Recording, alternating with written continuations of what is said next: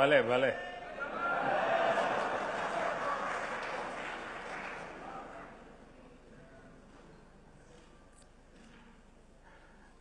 Director General, Madam Bukova, Excellencies, ladies and gentlemen, I am truly honored to address UNESCO. I feel specially privileged to visit this great institution in its 70th anniversary year. This milestone reminds us of a fundamental achievement of our age for the first time in human history. We have an organization for the entire world, the United Nations.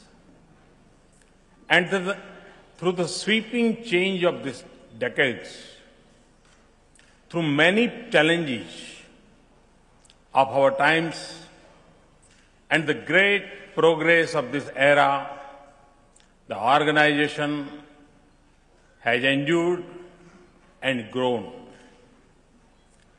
There have been doubts and skepticism. There is need for urgent reforms, but for the nations that came together at its birth, and for 3 times as many that joined it later, there is one unshakable belief: our world is and will remain a better place because of the United Nations. It is this faith that have given birth to so many of its institutions that deal with every aspect of human challenges. Our collective goal is to seek a peaceful and prosperous future for our world in which every nation has a voice, all peoples have an identity, all cultures are flowers in garden. Every human being has a life of dignity. Every child a future of opportunity. And our planet the chance to preserve its glory. No organization serves our cause more than this one. The seeds of our collective destiny are sown in human minds. It is nurtured by the light of education and the spirit of inquiry. It makes progress through the marvels of science, and it draws strength from the basic character of nature, that harmony and unity in diversity. That is why UNESCO was among the first missions of the United Nations. That is why India values the work of UNESCO so deeply and cherishes our partnership so immensely. I am conscious of the extraordinary legacy of our relationship from the times of UNESCO's birth. I recall Mahatma Gandhi's message to UNESCO calling for urgent action to address the needs of education to secure lasting peace. And the leadership of Dr. Radhakrishnan later became our president in the yearly of this institution. We are grateful for UNESCO's support for education and science in India and for preservation of our cultural heritage.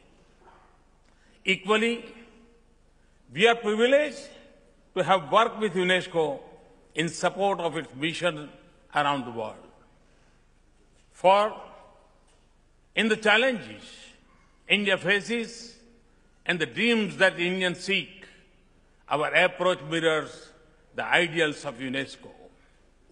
We have built a modern state in an ancient land with timeless tradition of openness and coexistence, and as a society of extraordinary diversity. The foundation of our Constitution rests on a fundamental principles: the peace and the prosperity of all is indivisible for the welfare of the individual. The strength of the nation is determined by the joint hands of every citizen, and real progress is measured through empowerment of the weakest. This has been our creed since we assumed office nearly a year ago. And we shall urge our progress not just by the cold statistics of growth, but by the warm glow of belief and hope on human faces. For me, it means many things. We will defend and protect the right and liberty of every citizen. We will ensure that every citizen of every faith, culture and creed has an equal place in our society, belief in her future, and the confidence to pursue. Education always had a special place in our tradition. As our ancient sayings, it is Vaye krute bhartati eva nityam vidya dhanam sarva pradhanam. The wealth that increases by giving. The wealth is knowledge and is supreme of all possessions. We have launched the most ambitious program to provide skills to our youth and education for every child in the remotest villages. Our progress will remain a mirage unless women no longer suffer from daily fear or barriers to opportunity, and when they are no longer victims of exclusion and prejudice. And this change must begin with the girl child. So the program to educate and support the girl child in India is one that is closest to my heart. We will ensure that they can go to school and also that they can attend in safety and dignity. Today, the digital age has created opportunities beyond imagination, but digital divide can expand disparities. On the other hand, digital connectivity and smartphone have created a revolution of possibilities to educate, deliver service, and extend development. This is the most exciting change in our era. Our digital India will create a participative, transparent, and a responsive government connected to the citizens. And we have launched a digital literacy mission to connect each of our 600,000 villages. The link between habit and fulfillment of human potential is deep and strong. So the highest priority for my government is to provide a roof over every head, power in every house, sanitation and clean water within everyone's reach, a hope for every child to survive, and a chance to every new mother to love her child. It also means clean rivers, air that we can breathe, and forests filled with the sound of birds. To achieve these goals, we need not just policies and resources, but even more the power of science. For us, science is driven by the larger purpose of human development and for a safe, sustainable, prosperous future for India. Science also unites people across borders in shared purpose. And when we share its fruits with those who do not have it, we connect lives and make our world a better place. India never forgets the help we have received in our early year. Today, we are fulfilling our responsibility to others. Therefore, science is a key priority of India's international engagement. Culture is a sublime expression of people and the foundation of a society. UNESCO's initiatives to preserve the world's cultural heritage, including in India, are inspiring. We see India's rich and diverse cultural heritage as humanity's wealth. And we will do everything to preserve it for future generations. We have launched Heritage Development and Augmentation Yojana Hriday, or Heart in Hindi, to preserve the cultural heritage of our cities. We have started a special scheme called Prasad, or offering pilgrimage, rejuvenation, and spirituality augmentation drive for rejuvenation of our pilgrimage centers. Madam Chairman, I speak of our vision and initiatives because in our own aspirations and efforts, we see the value of UNESCO to our world with great clarity. In the challenges of our times, we see its purpose with a sense of urgency. The fault lines in our world are shifting from the boundaries of nations into the web of our societies and the streets of our cities. The threats are changing from domination by states to destruction by groups. We fight today not only over what we claim, but also for who we are. And in many parts of the world, culture remains a source of conflict. We have access to communication at the click of a mouse.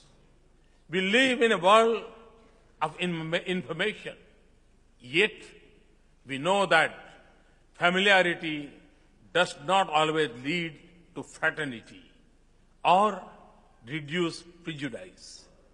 When Ebola threatens an entire region, the fury of unseasonal storms destroys crops and lives, and disease still defeat our most courageous fight. We understand how fragile we are. When we see people living at the edge of existence, children shut out of classrooms, and nations without the human resources to shoulder the responsibility of progress, we know that we still have a long way to go. To be sure, our world has made incredible progress over 7 decades. So our progress should inspire us to meet our challenges. UNESCO can play a vital role in addressing them. Culture must connect, not divide our world. It should be a bridge to greater respect and understanding between people. It should join nations in peace and harmony. Across India's neighborhood, Asia and Indian Ocean, we are retracing our cultural connections to form a closer bond of friendship in this dynamic region. We must turn deep into our cultures, traditions, and religions to overcome the rising tide of extremism, violence, and divisions across the world. We must intensify exchanges between the youth of the world to show the seeds of a more peaceful world. Cultures also hold great wealth of traditional knowledge. Societies across the world have evolved them to wisdom gathered over the ages, and they hold the secret to economic efficiency and environment-friendly solution to many of our problems. But today, they are at risk of existence in our globalized world. So we must here make more effort to revive, preserve, and nurture traditional knowledge. This all will redefine a fundamental truth about human civilization as our cultures are diverse, knowledge has many sources. In doing so, we will give ourselves a greater chance to meet our challenges. We must do more to harness science for human welfare in some of the most vulnerable parts of the world, especially for health and food security. Climate change is a pressing global challenge, and it calls for a collective human action and a comprehensive response. We must draw upon our entire wealth of wisdom, the strength of every institution, all possibilities of innovation, and the power of science. In India, faith and nature have had a deep link since ancient times. For us, the only path of prosperity is the sustainable one. We make this choice with the natural instincts of our culture and tradition. But we also do this with a commitment to our future. We have, for example, set a target of adding 175,000 megawatt of clean renewable energy in the next 7 years. Too often, our discussion is reduced to an argument about emission cuts. But we are more likely to succeed if we offer affordable solution, not simply imposes choices.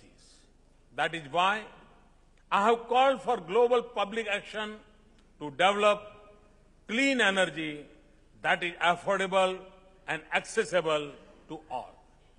And it is for the same reason that I call for a change in lifestyle, because the emission reduction that we seek will be the natural outcome of how we live.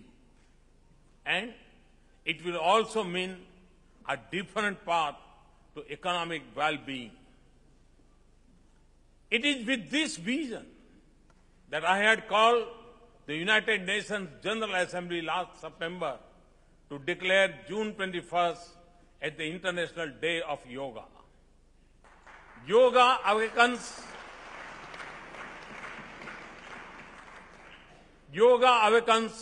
a sense of oneness and harmony with self, society, and nature. By changing our lifestyle and creating consciousness, it can help us deal with climate change and create a more balanced world. Last December, the UNGA adopted it with a record co-sponsorship in a record time. It was not just an act of friendship for India. It reflected our collective ability to go beyond our familiar boundaries in search for solutions to common challenges.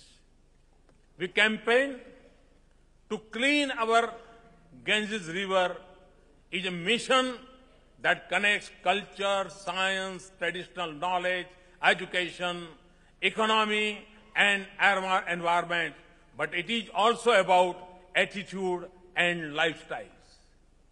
Madam Chairperson, outside this hall, I paid respect at the statue of a great Indian philosopher and sage, Sri Aurobindo. There is much that we can learn from his human and spiritualism.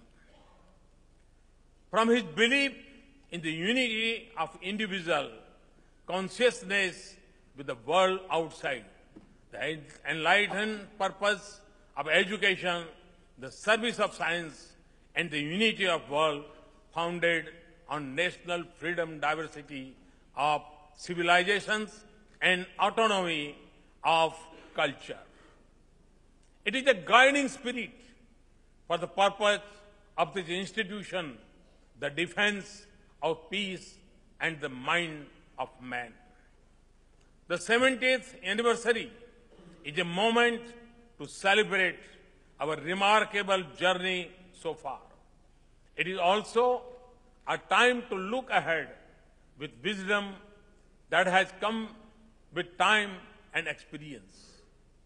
Whatever we wish to achieve as United Nations, UNESCO will always have a part to play, whether it is sustainable development or post-2015 agenda, climate change, or peace and security.